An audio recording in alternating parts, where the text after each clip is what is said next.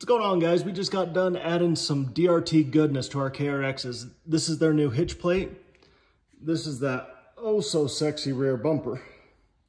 Look at that thing. And we have the rear trunk enclosure.